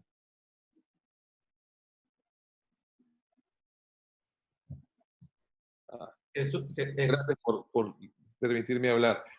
Efectivamente, el tema de renta joven fue un tema que lo promovimos en su momento, ¿ok? En el entendido de que el alquiler es una manera de acceder a la vivienda, ¿no? Y entendíamos que mientras uno alquilaba, no podía ahorrar para su vivienda. Entonces, el programa se planteó con estos 500 soles, una parte ahora, otra parte para el ahorro, y definitivamente en todas las convocatorias han quedado cortas, ¿no? Este es un programa que entiendo no se ha eliminado y hoy más que nunca debe potenciarse, ¿no? Y totalmente de acuerdo en que se haga, aunque no están las medidas iniciales, pero gracias por la pregunta porque creo que debemos reforzarlo entre todos. Gracias. Gracias. Y Humberto, esta para ti, porque a veces es similar a lo que quedaste pendiente en decirnos. ¿Qué tan golpeado va a estar el sector inmobiliario en términos de demanda y construcción, obviamente? ¿Cuánto caería el sector? ¿Prevén que el segundo semestre pueda haber una ligera recuperación? A ver, hemos calculado, voy a responder a la pregunta anterior primero, que es que en cuánto se estima la ruptura de la cadena de pagos. Construcción no ha avanzado en estos 2 meses absolutamente nada por obvias razones. Hay otras actividades que se han podido ejecutar en los últimos, en estos 60 días de paralización, agricultura, algunas actividades de pesca, algunas actividades comerciales. Nosotros estamos completamente parados. Esa paralización puede representar 2.500 millones de dólares y es el 1% del PBI. De toda la caída del PBI que se va a producir por estos 60 días, el 1%, o sea, un punto de esos, si se estima que está cayendo entre 5 y 6% solamente por estos 2 meses el PBI, 1% representa construcción. Se está rompiendo completamente la cadena de pagos porque no hay trabajo y además las empresas están intentando guardar liquidez. El impacto hoy día de la paralización puede ser de aproximadamente 2.500 millones de dólares. Eso es en la industria de la construcción. Ahora, también hay un impacto importante en el sector inmobiliario por dos razones. Primero, por la pérdida de confianza y segundo, por la pérdida del poder adquisitivo de las familias.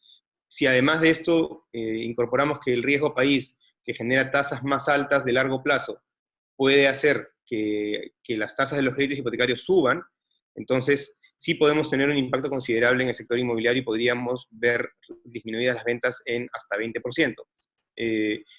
Esto puede recuperarse un poco si se generan los mecanismos de ayuda desde el Estado. Como decíamos, los promotores inmobiliarios están sujetos al mercado. No es ningún secreto que si el mercado se pone lento, van a tener que generar acciones comerciales importantes, van a tener que ponerse creativos, van a tener que hacer descuentos. Es el mercado. Pero la confianza sí la tiene que dar algún disparador. Y en eso no pueden actuar los desarrolladores inmobiliarios solos. Hay un gran trabajo que se está haciendo desde los comités de bancos que tienen las asociaciones ACEI y ADI, y los bancos entendemos que también tienen una muy buena apertura, pero es necesario este tercer actor, que es el fortalecimiento de los subsidios de parte del gobierno. Gracias, Humberto. Y voy a trasladarle la otra pregunta a Juan Carlos Tazara. ¿Se realizarán tours virtuales para quienes quieran comprar una vivienda en estas circunstancias? ¿Cómo plantean que funcione esto? ¿Se han planteado también protocolos desde ACEI o ADI?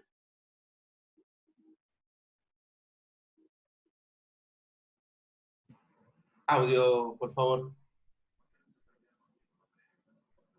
Jesús, audio, por favor. Juan Carlos, tienes que activar tu audio. No le permite ahorita. A ver, vamos a probar.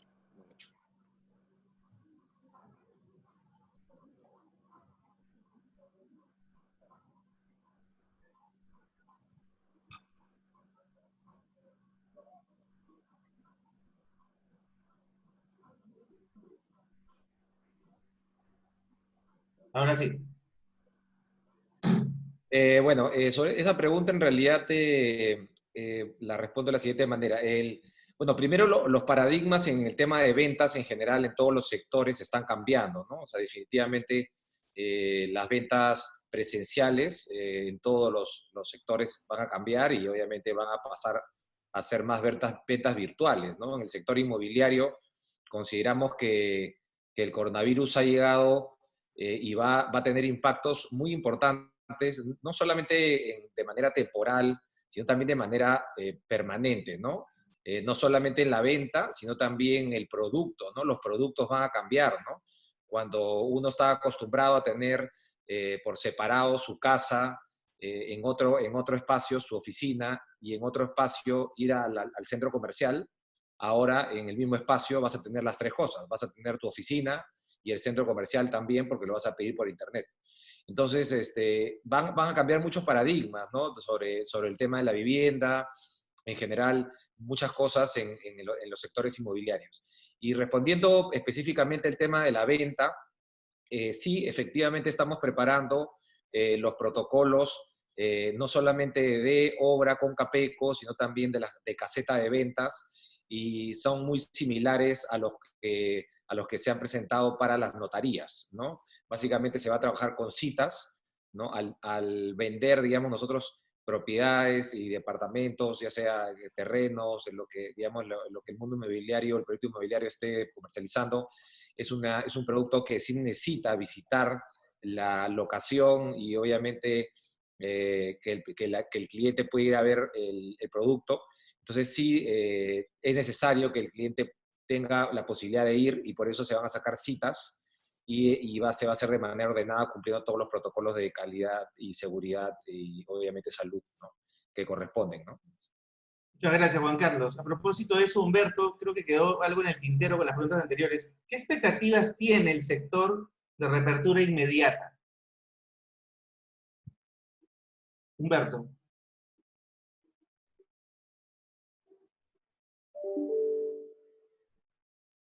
Audio, Jesús, por favor.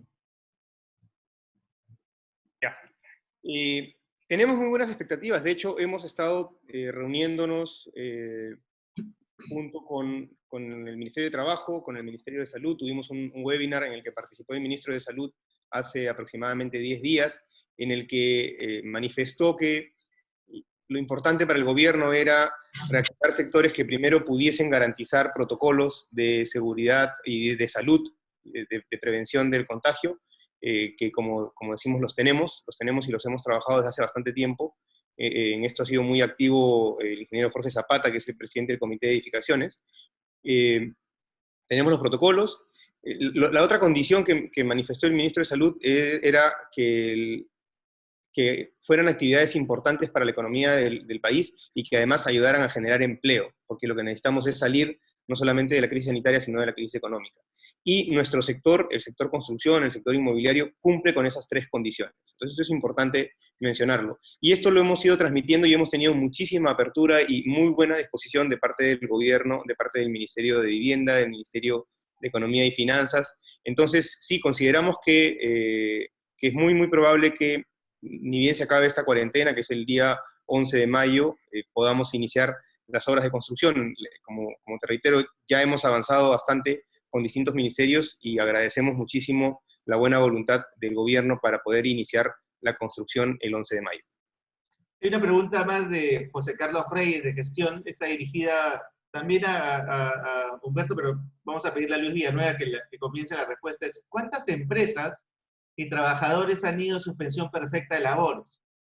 En el protocolo de bioseguridad que han elaborado implica que laborarán menos personas en las obras. De ser así, ¿en cuánto afectará el avance de las obras y el nivel de empleo del sector? Don Luis. Muchas gracias.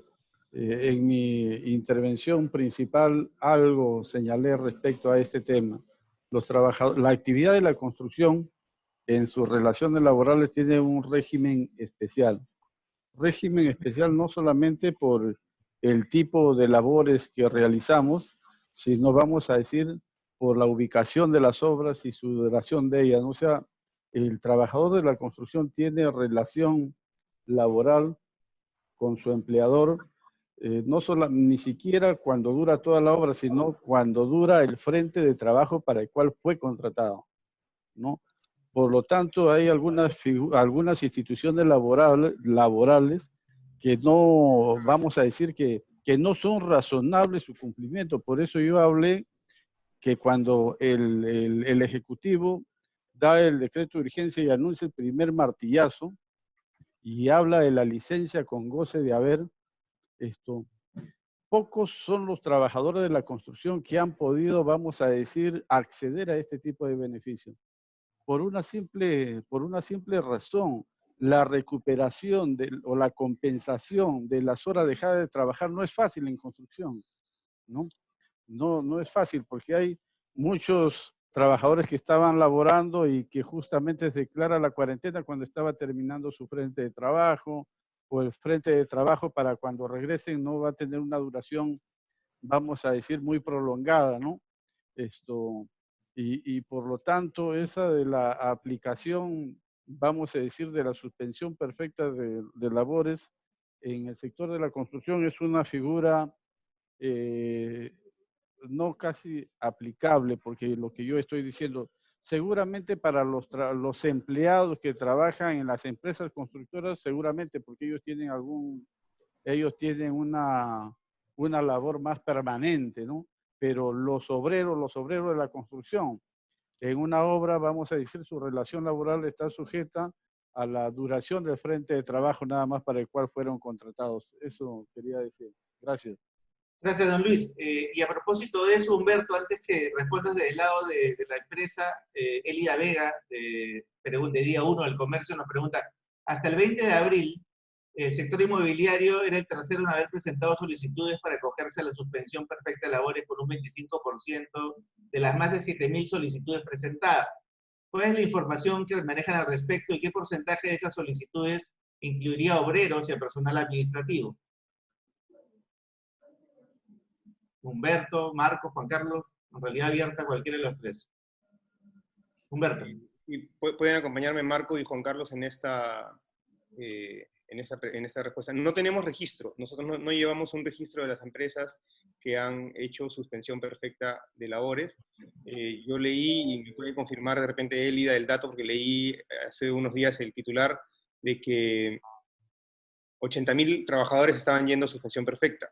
Lo que a nosotros nos preocupaba, más que la suspensión perfecta, era la pérdida directa de empleos. 80.000 trabajadores no es nada frente a los 700.000 que ha calculado Apoyo, que se van a perder completamente, que ni siquiera van a llegar a suspensión perfecta, sino que son empleos que se van a perder, ¿no? Creo que el foco en general debería estar más que por la suspensión perfecta, por los empleos que se van a perder, y que si se sigue prolongando la cuarentena, estos 700.000 podrían llegar a 1 millón, y no sería extraño, porque serían números muy similares a los que tienen otros países. España ha tenido presentación de expedientes de desempleo por 3 millones de trabajadores, y en Estados Unidos calculan que son 34 millones de empleos los que se van a perder, y ya deben estar cerca de 30 millones de solicitudes de ayuda por desempleo. Entonces, la mayor preocupación aquí debe estar en la cantidad de empleos perdidos más que en la cantidad de empleos suspendidos. Muy bien, Marco, Juan Carlos, ¿quieren completar algo? Yo quería complementar el punto de Humberto, es que parte de los pedidos que hemos hecho al Ministerio y al Ejecutivo es que puedan ampliar el día de trabajo del día sábado como día completo, ¿no? Porque, bueno, este tema es un poco técnico, ¿no? Pero los que conocen del mercado de construcción saben que los obreros de construcción trabajan no por horario, sino por tareo, ¿no? O sea, ellos terminan su tareo y se van y se regresan a sus hogares. Entonces, el día sábado, al ser un día de mediodía, no se puede programar un día completo de obra, y por lo tanto, se podría beneficiar, además de, digamos, de la ayuda económica y la subvención que estamos proponiendo mediante este fondo de obreros que tenemos, además de eso, lo que podríamos hacer es, por cada mes que se trabaje, podríamos pagarle al obrero 20% más si es que tenemos el sábado como día completo. Entonces, si estamos hablando de 2 meses que se han trabajado, entonces en 10 meses el obrero podría recuperar los 2 meses de sueldo que ha perdido, ¿no? Entonces, creo que esa es una propuesta interesante para que, digamos, el impacto sea menor. Es imposible tener medidas, o sea, dictar medidas que no haya impacto, porque todo el mundo no hemos impactado, pero creemos que esta medida de acción puede beneficiar a los obreros de construcción que se están viendo ahorita obviamente perjudicados. Gracias. Muchas gracias, Juan Carlos. Marco, ¿querías completar algo? No, creo que está todo dicho, gracias. Perfecto. Humberto, a propósito ¿tenemos algún cálculo, pregunta José Carlos Reyes de Gestión, de si aplicarse las propuestas presentadas al gobierno? ¿Cuánto menos podría caer el sector partiendo de la estimación inicial de menos 30% que hiciste en tu presentación? Humberto.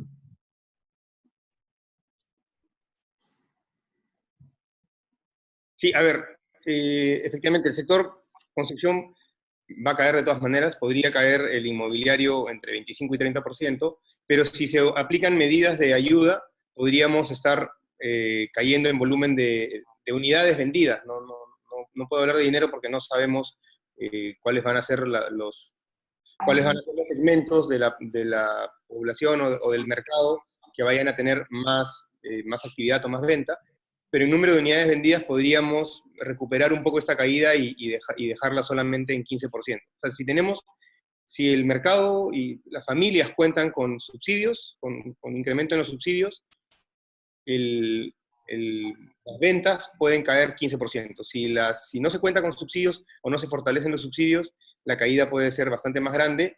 Y como les digo, ahí vamos a tener 2 problemas. El primero es que va a ser más difícil en los años que vienen, porque igual la economía se va a recuperar. Esta no será ni la primera ni la última crisis económica que pase en el Perú y el mundo. La economía se va a recuperar y vamos a tener que volver a trabajar para construir las viviendas de las familias.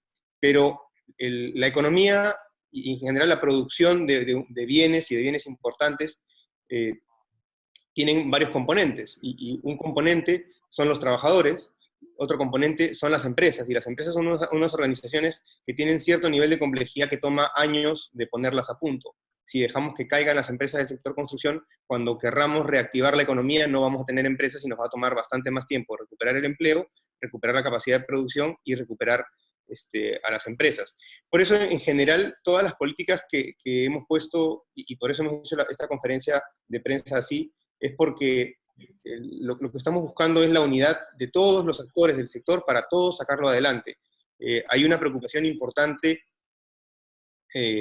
primero, por los trabajadores, están adelante en el establecimiento de los protocolos. Lo importante es proteger su vida y su salud, porque eso no se puede recuperar. La plata, la economía se va a recuperar, pero la vida no. Lo segundo es recuperar la posibilidad de darle bienes y servicios a los demás, a las familias peruanas. Como consecuencia de eso, si esas dos cosas funcionan, las empresas van a funcionar. Es imposible que las empresas funcionen si no tienen los compradores la capacidad de comprar y si no tenemos a trabajadores, con buenas condiciones de salud y seguridad para hacer sus labores. Si esas condiciones funcionan, entonces a las empresas les va a ir bien. Muy bien. Eduardo Prado, de Semana Económica, pregunta, en base a las reuniones que se están teniendo con el Ministerio de Vivienda, ¿cuáles han sido las propuestas que mejor han sido recibidas? Y si hay alguna fecha tentativa de regreso a la actividad. Humberto.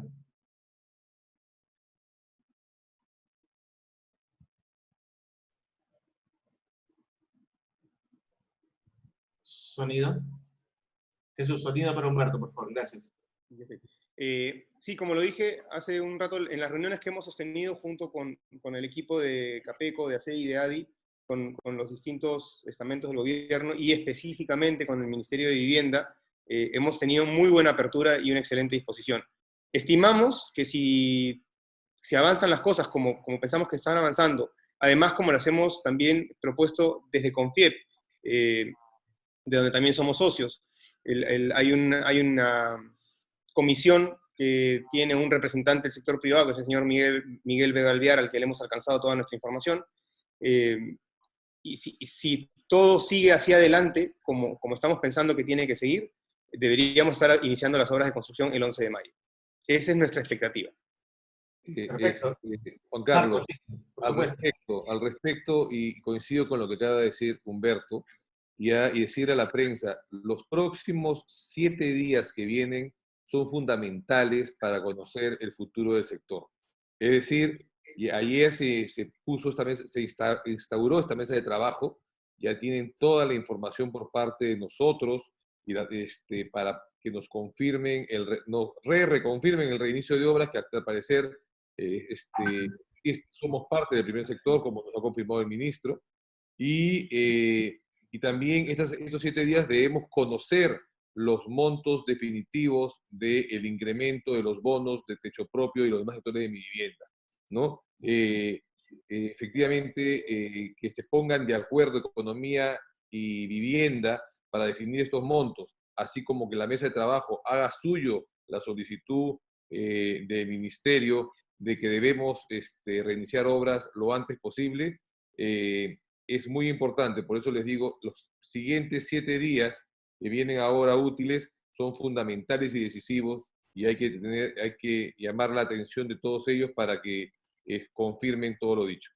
Gracias. Gracias, Marco. Y voy a trasladar la siguiente pregunta, la segunda parte de Semana Económica de Eduardo Prado, a Juan Carlos Tazara. El 2019 fue un año exitoso para la vivienda social. Sin el aumento de los subsidios, ni el aplazo de la aplicación de los nuevos grados del bono verde, ¿cuál podría ser la afectación de ese segmento este año? ¿Y en cuánto podría reducir el precio promedio de metro cuadrado para este año? ¿Qué distritos podrían tener la mayor reducción? Bueno, esa es una pregunta muy complicada de responder, ¿no? No tengo la bola mágica para saberlo porque son supuestos que van a variar mucho la brújula del sector inmobiliario. Lo único que sí sabemos es que si es que realmente no funciona este círculo virtuoso que tanto hemos conversado y efectivamente han hablado en las reuniones, primero, que el sector de construcción es el sector que es muy intensivo en mano de obra y efectivamente genera un efecto multiplicador en la mejora de la economía y genera mucho empleo, no se activa rápidamente, va a generar un impacto, ¿no?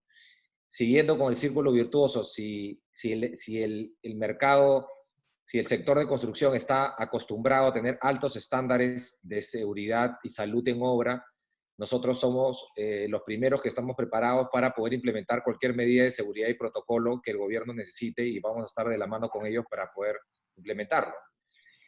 Siguiendo con el círculo virtuoso, es que el Estado efectivamente, y ahí va un poco la pregunta, necesitamos que el Estado apoye, ¿no? y que genere más incentivos para generar unas condiciones, digamos, de oportunidad en este estado de emergencia y haga que más peruanos puedan comprar una vivienda y que no en vez de comprar una vivienda nueva, generen, digamos, una vivienda en autoconstrucción, que al final, como también comentaba Humberto, esto es inviable y es muy costoso para el Perú, ¿no? Que el agua llegue después de la vivienda cuesta 20 veces más que primero llegue el agua y después la vivienda, ¿no? Y eso obviamente es un costo que el Estado después tiene que pagar más adelante y por eso que nos hemos encontrado con un Perú ahora en este escenario COVID, que mucha gente no tenía agua y el 50% no tenía refrigeradoras y por consiguiente tenían que salir todos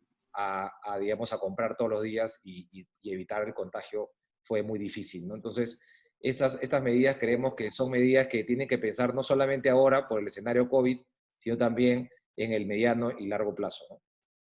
Voy a seguir contigo, Juan Carlos, pero disculpamos la presencia de Marco del Río, que tiene que retirarse por otra reunión que no puede evitar tener, nos pide las disculpas del caso. Pero seguimos contigo, Juan Carlos, con la pregunta de Paola Villar del Comercio. Me dice, para aclarar y un poco precisar la respuesta que diste hace un rato sobre el incentivo de financiamiento a la cuota inicial de compra de vivienda, que saldría la siguiente semana. ¿Quién lo daría? ¿Los bancos o el gobierno asumiría ese porcentaje? No, ese es un incentivo que va a subir el Fondo de Vivienda, o sea, el Estado, para los segmentos de techo propio y mi vivienda, ¿no? O sea, para la banca tradicional, eso digamos, no tiene afectación el Estado, digamos. Bien, tengo una pregunta, un par de preguntas para el doctor Villanueva. Doctor Villanueva, dice, ustedes han hecho una propuesta técnica para el otorgamiento de un primer bono a los trabajadores de construcción, pero el gobierno aún no la promulga. ¿Por qué cree usted que esto se esté dando? ¿Qué está pasando en el gobierno? ¿Qué piensa usted? Sonido, por favor, Jesús. Adelante, don Lucho. Sí, creo que es falta de conocimiento del sector laboral, porque me parece que los técnicos del Ministerio de Economía confunden al sector de construcción civil como si la relación laboral de los obreros de construcción civil fuera como la de régimen general, ¿no? Y ahí me parece que a los técnicos del Ministerio de Trabajo también les falta hacer una explicación más concisa, más concreta, ¿no? Porque se cree que el trabajador de construcción civil ya ha sido beneficiado como si fuera un trabajador regular que está en planilla. Y ya hemos dicho que no es así, por las varias figuras que se dan en nuestro régimen, en el régimen laboral, ¿no? O sea, no es razonable, no es posible la compensación de la jornada dejada de trabajar en construcción civil, ¿no? Me estoy refiriendo esencialmente a los obreros operativos de la obra, ¿no? Perfecto, don Humberto. Y hay una segunda pregunta que me piden que también hacerle. El gobierno ha propuesto el cambio en el sistema de pensiones. ¿Qué opina Construcción Civil que propone una jubilación con 15 años de aportes? ¿Cuál es la posición que tienen al respecto?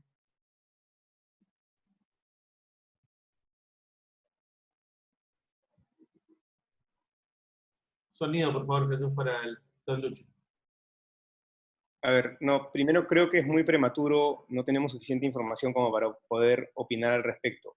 Lo que sí les puedo decir es que en la relación de trabajo entre la Federación de Trabajadores de Construcción Civil y la Cámara Peruana de la Construcción en estos últimos 16 años, sí hemos ido trabajando propuestas, algunas que ya se han implementado y otras que están por implementarse, para mejorar la seguridad y la salud de los trabajadores. Hay algunas que están pendientes de implementarse, como por ejemplo la reducción del peso de la bolsa de cemento. Hay algunas que ya se han implementado, como por ejemplo es la mayor entrega de implementos de seguridad para los trabajadores, la mayor entrega de uniformes, en muchas zonas se entrega, en prácticamente todas las obras se entrega bloqueadores solares, al haber detectado que hay trabajadores que por su exposición al sol sufren de cáncer de piel. Entonces, ha habido un avance importante para mejorar las condiciones de los trabajadores de construcción. Como te digo, no tenemos todavía información respecto del alcance de la reducción de los años de aporte para los trabajadores, pero apenas la tengamos podemos emitir una opinión sobre eso. Y una pregunta más para don Lucho Villanueva. ¿Cómo funcionan, don Lucho, los comités de seguridad y salud en las obras de construcción? O sea, ¿cuál es el rol que estos comités tienen o tendrían en la reanudación de actividades? Sonido, por favor, Jesús, para don Lucho. Gracias. Los comités de seguridad y salud en el trabajo en las obras de construcción civil están normados, están establecidos en la Ley General de Seguridad y Salud en el Trabajo y también en el reglamento sectorial para las obras de construcción. Son comités donde los trabajadores eligen su delegado para que participe en el comité de seguridad en obra, ¿no? Entonces ahí se hace un seguimiento dependiendo del tipo de obra también para que se cumpla con el plan de seguridad para la obra que tiene esas determinadas características, ¿no? O sea, funcionamos, es un comité tripartito o un bipartito que digo, ¿no? Donde también participa representantes de los empleadores en ese comité de seguridad. Yo quisiera referirme en mi calidad de representante de los trabajadores sobre la reforma pensionaria, porque esa es una demanda que los trabajadores estamos haciendo de mucho tiempo. Creemos que el sistema pensionario en el Perú no es justo, ¿no? Necesitamos un sistema pensionario más justo y sobre todo una reforma, así como se necesita hacerlo en el sistema privado, también necesitamos hacerlo en el sistema nacional. Porque el sistema nacional, si el trabajador no aporta 20 años, no recibe ningún tipo de pensión, ni siquiera una pensión de 10 soles. Y eso creemos que no es justo, sobre todo para los trabajadores de la construcción, porque un trabajador de construcción, como tiene un ingreso promedio por encima de la media, aporta mucho más que los trabajadores de régimen general. Vamos a poner un ejemplo. Miren, un trabajador de régimen general que gana el mínimo aporta la tercera parte de un trabajador de la construcción civil. O sea, el trabajador de construcción civil con 10 años que haga de aporte al sistema, ya está superando en aporte a los trabajadores del régimen general. Por eso es que nosotros proponemos que el trabajador de construcción civil es un régimen especial y por lo tanto también debe considerarse esa especialidad también en el momento de las pensiones, ¿no? Para que haya igualdad hay que tratar igual a los iguales, pero hay que tratar diferente también a los diferentes, ¿no? Muchas gracias. Perfecto, gracias, don Luis. Elida Vega nos revela que es el Ministerio de Trabajo quien dio el dato de los 7.000 solicitudes presentadas de supresión perfecta. Nos da ese dato, Humberto. Jackie Cabanillas, de Construcción y Vivienda. Esos 1.900 proyectos paralizados, ¿cuántas unidades de vivienda suman? ¿Son viviendas techo propio? Humberto, por favor.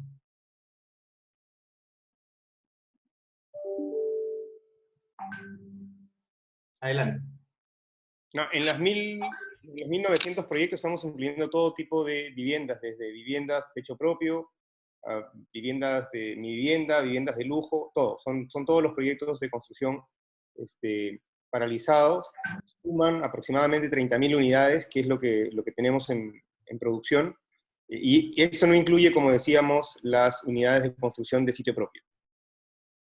La siguiente sería para Juan Carlos Tazara, en el caso de cómo están manejando, Juan Carlos, las empresas constructoras referente a las negociaciones del sistema financiero, referente a deudas o préstamos para el desarrollo de proyectos inmobiliarios nuevos o ya en construcción. ¿Estas negociaciones comprenden plazos más largos? ¿Hay modificaciones en temas de tasas de interés que se están negociando con los bancos? ¿A cuánto llegarán los márgenes de las inmobiliarias para este año? Wilfredo Guamachín, de Gestión. Bueno, hay varias preguntas y en realidad hay varias que no puedo responder, ¿no?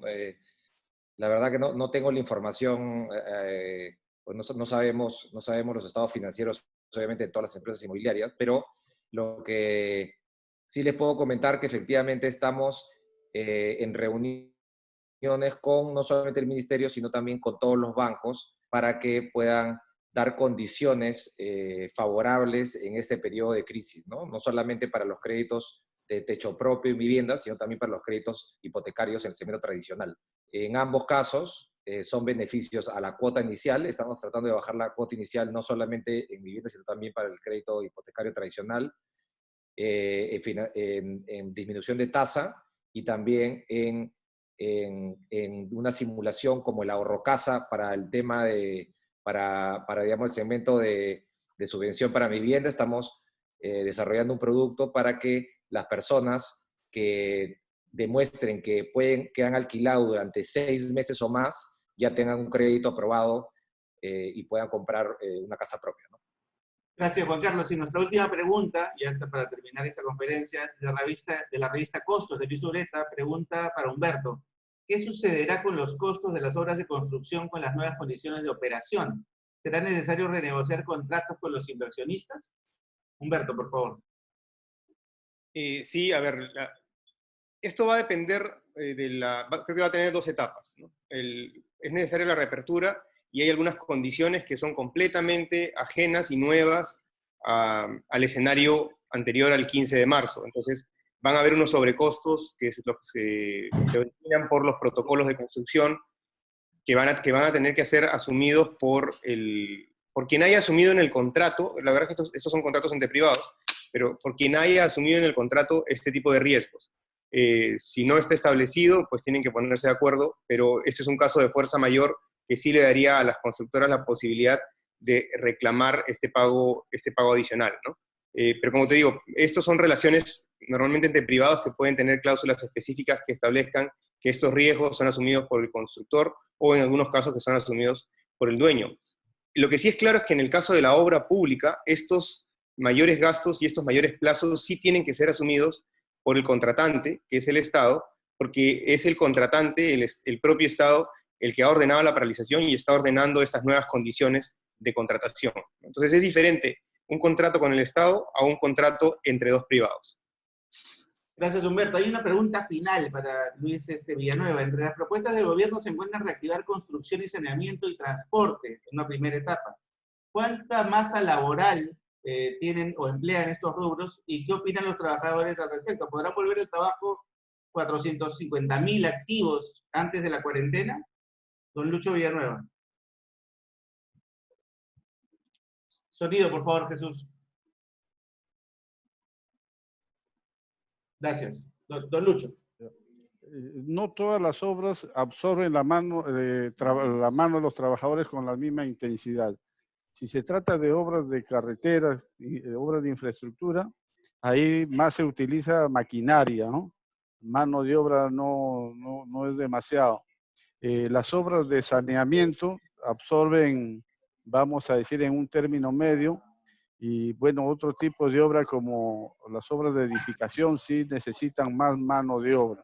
Por eso es que tenemos el interés de que se liberen y en cuanto se levante la cuarentena, empecemos pues a trabajar en los diferentes tipos de obras, ¿no? Edificaciones y las obras de infraestructura. Pero como yo señalé, después de la cuarentena, lamentablemente no todos los trabajadores de la construcción vamos a poder volver a trabajar en número y por muchas cosas, ¿no? Por el tipo de obra, como se decía, por ejemplo, las jornadas extensas laborales, debemos trabajar sobre tiempo, pero debemos tener cuidado en las obras donde necesita que el trabajador esté muy concentrado. En los frentes de trabajo donde hay mucho riesgo, el trabajador no puede estar expuesto a muchas horas de trabajo, ¿no? Entonces eso también lo hemos conversado y eso también va a estar regulado. Los otros trabajadores que no van a poder volver inmediatamente a laborar son los trabajadores que están inmersos dentro de esos sectores de riesgo, ¿no? Hay trabajadores que padecen de diabetes o tienen o son muy obesos, o sea, también hay trabajadores que veremos cómo después podrán superar vamos a decir, esas cuestiones que padecen, ¿no? Muchas gracias, don Luis. Bueno, con esta última pregunta damos por terminada esta teleconferencia. Agradecemos a Luis Villanueva, a Humberto Martínez, a Juan Carlos Tazara, a Marco del Río, nuestros expositores y panelistas, y agradecerles a ustedes, amigos periodistas, por estar aquí y hacernos llegar sus preguntas y sus consultas. De hecho, ya les hemos hecho llegar el material a todos ustedes, la presentación, la nota de prensa y el acuerdo firmado que se ha hecho público ayer. Y nada, solo recordar que esta es un modelo de trabajo tripartito entre trabajadores, empresarios y el sector y el Estado, para empezar a sacar juntos proyectos y propuestas que reactiven el sector y que reanuden la actividad que es necesaria para todos los peruanos. Dicho esto, doy por concluida la teleconferencia y les agradecemos a todos por su participación. Buenas tardes. Muchas gracias, buenas tardes.